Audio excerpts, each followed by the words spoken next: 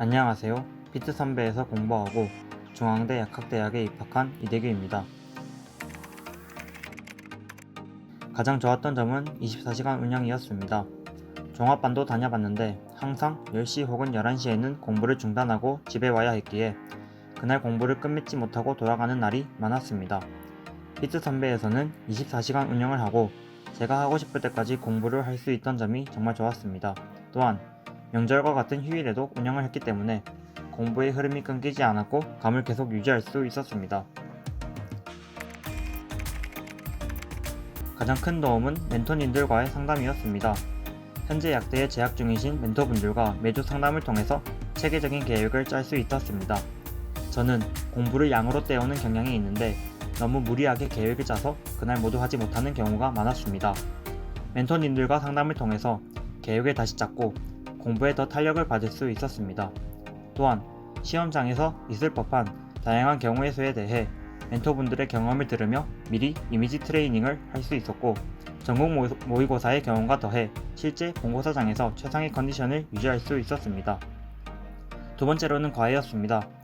생물 과외를 통해서 이해가 어려웠던 메커니즘을 쉽게 이해할 수 있었고 생각하지 못한 심화적인 내용을 더 심도 있게 배울 수 있었습니다. 또한 저는 4과목 중 특히 유기가 가장 힘들었습니다. 이론을 따라가곤 있지만 어떻게 공부를 해야 하고 뭐가 중요한지 잘 몰라 막막했는데 유기 과외를 통해 중요한 내용, 외워야 할 내용을 체계적으로 정리하였고 선생님의 여러 팁들을 활용하여 문제풀이를 할 수 있었습니다. 덕분에 개념이 정리되었고 문제를 풀면서 틀린 부분을 다시 틀리지 않도록 계속 훈련해 본고사에서 만족할 만한 점수를 받았습니다. 가장 중요한 것은 계획과 복습이라고 생각합니다.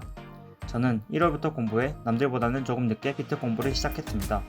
그러나 체계적인 계획과 멘토님들의 피드백 덕분에 9월부터 시작한 학생들의 커리를 3월부터 맞출 수 있게 되었습니다.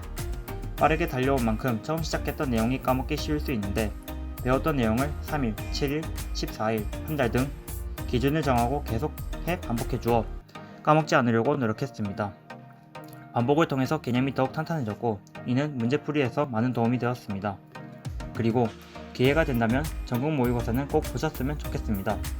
본고사에서는 정말 다양한 상황이 발생할 수 있습니다. 화장실에 가고 싶은데 휴지가 없을 수도 있고 에어컨 바람 때문에 시험 보는 내내 추울 수도 있습니다. 이런 다양한 상황을 모의고사를 통해 연습하였고 덕분에 본고사에서 당황하지 않고 무사히 시험을 치를 수 있었습니다.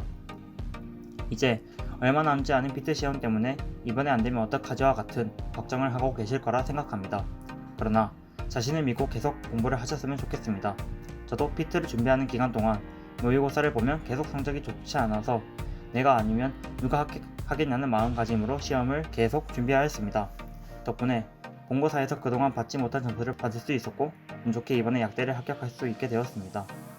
지금 공부하고 계신 분들 모두 끝까지 포기하지 마시고 노력의 결실을 보시길 바라겠습니다.